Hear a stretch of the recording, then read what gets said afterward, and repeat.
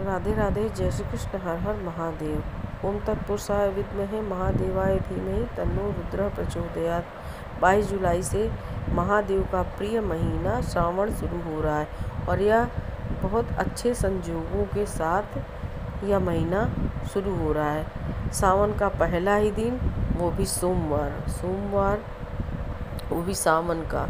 और भगवान शिव की भक्ति के लिए तो सावन का सोमवार प्रसिद्ध ही है। तो इस दिन भगवान भोलेनाथ के प्रिय महीने की शुरुआत हो रही है।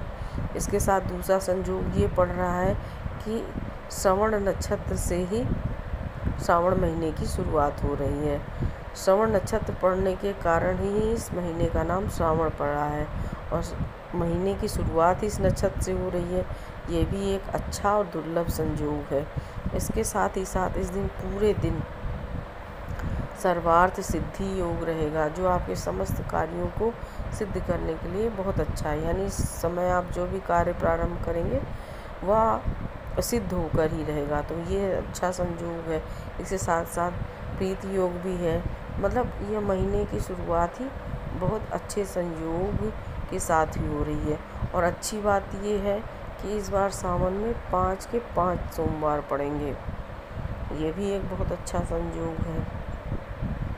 और महादेव को सबसे ज़्यादा प्रिय है अभिषेक। और भगवान भोलेनाथ कहलाते भी आशुतोष हैं। एक लोटा जल में ही प्रसन्न हो जाते हैं। और भगवान भोलेनाथ की भक्ति करने का इससे अच्छा तरीका ही कुछ नहीं है। भगवान भोलेनाथ को अभिषेक बहुत प्रिय है, तो आप भगवान भोलेनाथ का अभिषेक कीजिए। और अपनी मनोकामना के अनुसार आप अभिषेक कर सकते हैं विभिन्न वस्तुओं से। आप गंगा जल से कर सकते हैं, जल से कर सकते हैं, दूध से कर सकते हैं, दही से कर सकते हैं, शहद से कर सकते हैं, गन्ने के रस से कर सकते हैं, घी से कर सकते हैं, शक्कर से कर सकते हैं,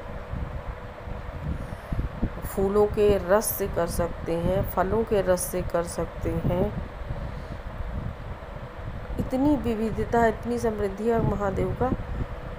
अच्छे से अच्छा आप जैसे चाहें अच्छे से भगवान का अभिषेक कर सकते हैं। और अपनी मनोकामना से, जैसे आपका चंद्रमा अशुभ है तो आप भगवान भोलेनाथ का दूध से अभिषेक कीजिए। हाँ, जब भगवान का दूध या दही से अभिषेक किया जाता है तो उसके बाद शुद्ध जल से अभिषेक अवश्य किया जाता है। तो शुद्ध जल से भी अभिषेक कर लें। यानी आपने पहले दूध से भगवान का अभिषेक किया, उसके बाद आप शुद्ध जल से भगवान का अभिषेक अवश्य करें।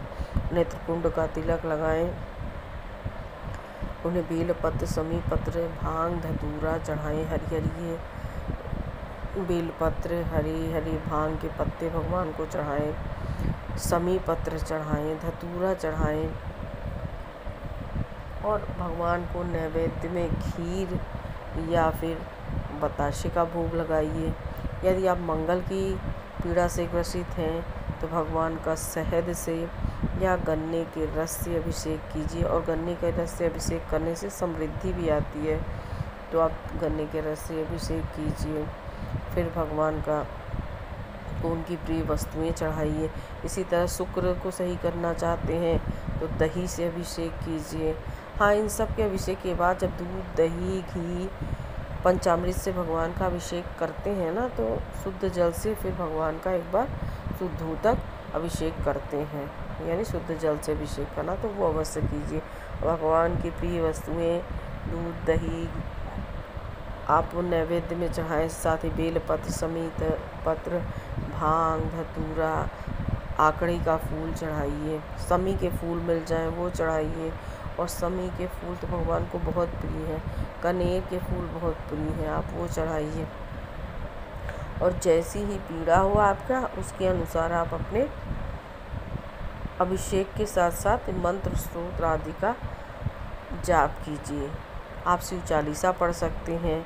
यदि शारीरिक कष्ट है, शारीरिक कष्टों से मुक्ति प्राप्त करना चाहते हैं तो महामृत्युंजय मंत्र का जाप कर सकते हैं या मृत्युंजय सूत्र का पाठ कर सकते हैं। निष्काम भावना से शिव जी का पूजन कर रहे हैं तो ओम नमः शिवाय इस मंत्र का जाप करें। विद्या की प्राप्ति करना चाहते हैं तो महेश्वराय शिवाय नमः इस मंत्र का जाप कीजिए। शनि, राहु, केतु की पीड़ा से ग्रसित हैं तो महामृत्युंजय मंत्र का जाप कीजिए। और भगवान को जल में काले तिल डालकर भगवान का अभिषेक कीजिए। बृहस्पति खराब है, आपका बृहस्पति से पीड़ा मिल रही है, तो भगवान भोलेनाथ का दूध में केसर डालकर अभिषेक कीजिए और भगवान को चने की दाल चढ़ाइए और नैवेद्य में बेसन के लड्डू चढ़ाइए, यानी बृहस्पति से संबंधित वस्तुएं भगवान को नैवेद्य में चढ़ाइए। पीले फूल चढ़ाइए, पीला कनेर चढ़ा सकते हैं, वो भगवान को बहुत प्रिय है, तो आप पीले कनेर का फूल भगवान को चढ़ाइए। और जो आप भगवान को दिया जलाएंगे, शुद्ध घी का दिया जलाइए, उसमें थोड़ी सी हल्दी डाल दीजिए, उससे भगवान को आप दिया जलाइए और वहीं बैठकर अपनी पीड़ा हरने के लिए भगवान से प्रार्थना कीजिए। और शिव गायत्री मंत्र का जाप कर सकते हैं, महामृत्युंजय मंत्र का जाप कर सकते हैं, आप वो करिए, या शिव चालीसा पढ़िए, रुद्राष्टक का पाठ कीजिए, लिंगाष्टक का पाठ कर सकते हैं। जो आपको अच्छा लगे आप वो एक चुन लीजिए और उसका नियमित पूरे सावन भर उस मंत्र का या स्तोत्र का पाठ कीजिए, जाप कीजिए, आपको उसके अच्छे परिणाम मिलेंगे ही। और भगवान महादेव जो है वो आशुतोष कहलाते हैं, औघड़दानी है, अपने दर से अपने भक्तों को निराश नहीं लौटाते, तो वो आपको आपके मन के अनुसार मनोवांछित फल अवश्य ही देंगे।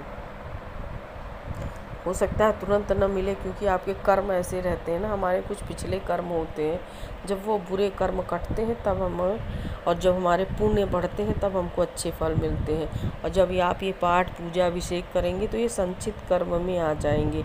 जैसे हम कहीं इन्वेस्ट करते हैं तो तुरंत ही हमें लाभ नहीं मिलता, कुछ दिन बाद लाभ मिलता है। उसी प्रकार जब भगवान की पाठ पूजा करते हैं ना, ये भी एक तरह का इन्वेस्टमेंट है, संचित कर्म है हमारे, ये हमें बाद में अच्छे फल देते हैं। जब हमारे बुरे कर्म कट जाते हैं प्रारब्ध के पिछले जन्म के, तब हमको अच्छे फल मिलते हैं। यही पूजा पाठ संचित कर्म ही हमें आगे जब पुण्य बन जाते हैं तो अच्छे फल देते हैं। तो महादेव हैं ही भक्त वत्सल, करुणा कर अपने भक्तों पर कृपा अवश्य ही करते हैं। और जो बच्चे विद्या की कामना कर रहे हैं वो महादेव का जल में बेलपत्र डालकर अभिषेक करें और बेल के पत्र पर ऐम इस बीज मंत्र को लिखकर महादेव को चढ़ाएं पूरे सावन। उनकी विद्या में तरक्की होगी, उनकी सीखने की क्षमता बढ़ेगी। इसके साथ ही साथ जो लोग बुद्ध अच्छा करना चाहते हैं वो महादेव का अभिषेक जल में अपामार्ग के पत्ते डालकर भी कर सकते हैं, या बेलपत्र के पत्ते भी डालकर कर सकते हैं। हाँ, अपामार्ग के पत्ते भगवान को अवश्य चढ़ाइए, साथ ही हरी मूंग भगवान को अवश्य चढ़ाइए और हरे रंग के फलों का भगवान को नैवेद्य में भोग लगाइए और लोगों में बांटिए, आपको अच्छे परिणाम उसके मिलेंगे। और ये पूरा सावन है अच्छे कर्म करने का, अपने पुण्य को बढ़ाने का और महादेव की कृपा प्राप्त करने के लिए। तो पूरे सावन महादेव की पूर्ण श्रद्धा और पवित्र मन से भक्ति कीजिए, महादेव आपको शुभ परिणाम अवश्य ही देंगे। इसी मनोकामना से विदा लेती हूँ। राधे राधे, जय श्री कृष्ण, हर हर महादेव।